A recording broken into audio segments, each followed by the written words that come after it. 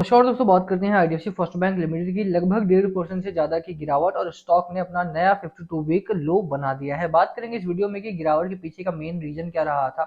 ये कारण बहुत जानना जरूरी है। बहुत सारे लोगों के सवाल हमारे पास आए कि आईडीएफसी फर्स्ट बैंक में लगातार गिरावट हो रही है, क्या निकल जाना है, बेच देना है स्टॉक को या फिर बने रहना है। ब्रोकरेजेस की क्या रिपोर्ट आ रही है उसकी भी चर्चा यहाँ पर होगी इसी वीडियो में। साथ में आज कुछ बड़ी खबरें आई हैं बाजार से संबंधित, उनकी भी बात करें क्योंकि बाजार को अगर आप देखेंगे कल बाजार में काफी गिरावट हुई और उसका एक बड़ा रीजन रहा है। उसके पीछे की चर्चा हम यहाँ पर करेंगे। चलिए शुरुआत करते हैं इस वीडियो की।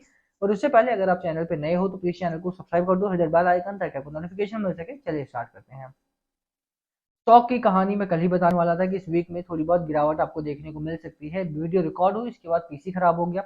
पूरा का पूरा शेनानिगन सॉल्व करते करते शाम हो गई, अभी आया मैं तो पीसी वगैरह बना के अभी अपलोड कर रहे हैं हम वीडियो को। तो यहाँ पर अगर आप देखेंगे ना तो सबसे जो बुरी हालत वो बाजार के, और बाजार पर दो चीजों का बड़ा इम्पैक्ट है। पहला इम्पैक्ट तो यही रहा कि पवेल साहब की स्पीच आई जो कि मार्च 7 को ही आ गई थी, तो बहुत पुरानी बात नहीं है, लेकिन हाँ ये स्पीच फ्राइडे की है और अभी मंडे ट्यूसडे को इनका जो फाइनल बैंक रेट कट होगा या नहीं होगा उसके ऊपर ये फैसला सुनाएंगे। जब भी स्पीच आती है तो उसका बड़ा इम्पैक्ट पड़ता है बाजारों के ऊपर, क्योंकि इंडियन मार्केट ने पिछले हफ्ते में अगर आपने देखा हो तो आउट परफॉर्म किया था यूएस मार्केट को। यूएस मार्केट अंडर परफॉर्म कर रहे थे लगातार, बट जब इनकी स्पीच आई फ्राइडे को, यानी कि हमारा बाजार जब बंद था, तो यूएस मार्केट ने काफी तेजी से छलांग लगाई। एसएनपी 500 जो इनका था वो लगभग 1% से ज्यादा की तेजी में रहा। डाउ जोन्स भी 1% से ज्यादा की तेजी दिखाई वहां पे। तो पूरा का पूरा यूएस मार्केट ने काफी अच्छी तेजी वहां पर दिखाई, जबकि फ्राइडे को अगर आपको याद हो तो फ्राइडे को भारतीय बाजारों में थोड़ी गिरावट हुई थी। अब ये इम्पैक्ट इस हफ्ते में क्या रिजल्ट लेकर के आता है, क्योंकि पवेल साहब इस हफ्ते में ही बैंक रेट कट करना है या नहीं, इन्फ्लेशन का डेटा क्या चल रहा है, वो सारी चीजें बताएंगे। और इसी हफ्ते में हमारा भी इन्फ्लेशन का डेटा आने वाला है। इसी वजह से बैंकिंग जो स्टॉक थे वो थोड़े से स्लो थे आज के दिन में। बट जो प्रेशर आया है ना, वो प्रेशर आया है मेनली ऑटो इंडस्ट्री से। ऑटो इंडस्ट्री से क्यों आया है भैया? ऑटो इंडस्ट्री से इसलिए आया है कि बुरी खबर आई है। अब देखो, एक तो ना यार बहुत सारे लोग गवर्नमेंट को सपोर्ट करते हैं, बहुत सारे लोग गवर्नमेंट के अगेंस्ट में भी होते हैं, बट अगर आप पॉलिसीज को देखोगे तो पॉलिसीज थोड़ी सी गड़बड़ आ रही है इस समय में। आपको ये बात मानना पड़ेगा। हमें उम्मीद थी कि बजट में लॉन्ग टर्म जो कैपिटल गेन्स टैक्स होता है उसमें कटौती की जाएगी, कम किया जाएगा। एटलीस्ट एलटीसीजी तो कम करना ही चाहिए था, भले ही आप एसटीसीजी रखते या कम करते उसको, लेकिन इसको खत्म करना चाहिए था। किसी भी देश में नहीं है, बट वो नहीं हुआ। और उसके बाद आपने देखा है कि एफआईआई ने फरवरी में सबसे ज्यादा बिकवाली की है। वहीं पर और भी चीजों की उम्मीद थी हमें कि गवर्नमेंट की तरफ से थोड़ा बहुत फंड इन्फ्यूज किया जाना चाहिए था। सेबी के ऊपर जो आरोप लग रहे थे उनको क्लैरिफाई करना चाहिए था चीजों को लेकर के, बट वो भी चीजें नहीं हो पाई। अब देखो उल्टा हो रहा है यहाँ पे। टैक्स कम करना चाहिए तो महाराष्ट्र गवर्नमेंट ने टैक्स बढ़ा दिया उल्टा।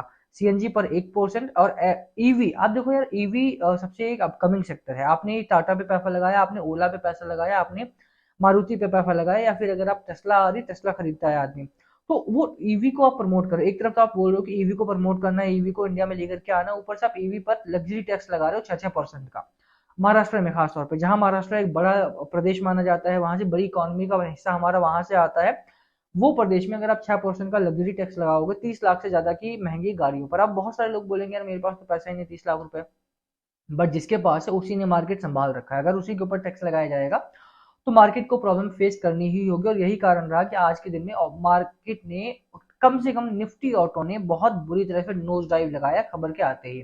आज महाराष्ट्र गवर्नमेंट का बजट था, आपको पता होना चाहिए।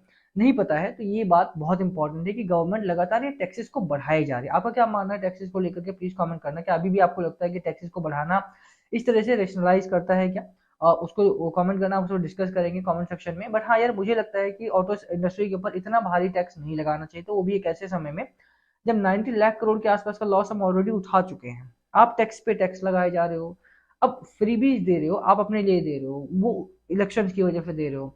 आप उसको कंपनसेट करने के लिए अगर आप रिच पर लोगों पे, थोड़े बहुत जो रिच लोग हैं, 30 लाख की गाड़ी कोई लेना बड़ी बात नहीं है, अभी सब लोग ले रहे हैं, तो उनके ऊपर अगर इतना टैक्सेशन लगेगा तो ऑटो इंडस्ट्री तो डूबेगी ही डूबेगी। और यही प्रॉब्लम है यहाँ पे। आज के दिन में बाजार में भारी गिरावट देखने को मिली है। पहले ही फेड ने नाक में दम कर रखा है, हो सकता है वहां से रेट कट आ जाए। दूसरा, ट्रंप ने नाक में दम कर रखा है कि वो टैरिफ लगा रहे हैं। तीसरा, आपने ऑटो इंडस्ट्री के ऊपर टैक्सेशन भी बढ़ा दिया।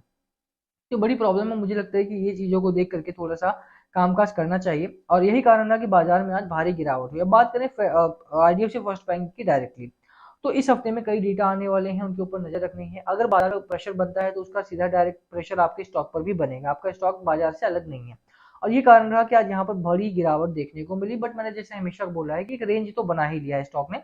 एक परफेक्ट रेंज यहाँ पर बनी हुई है, और इस कल की वीडियो अगर अपलोड होती तो आपको बहुत सारी जानकारी उससे देखने को मिल जाती कि मैंने इस चार्ट को बहुत डीपली एनालाइज करा था कि कहाँ तक गिरावट हो सकती है। ऑलरेडी देखो आरएसआई आपका ना ओवरसोल्ड जोन में है, तो मुझे उम्मीद है कि 53 के आसपास से ये रिबाउंड कर सकता है। ऑलरेडी आज की जो गिरावट है वो करेक्शन को थोड़ा सा, जो पिछले हफ्ते में जो रिकवरी आई थी उसको कंपनसेट करने के लिए था। तो मुझे लगता है कल से थोड़ा सा बाजार हो सकता है, अगर खबरें थोड़ी ठीक ठाक रहें तो कॉम्पनसेट करे, थोड़ा सा रिकवरी का माहौल बने।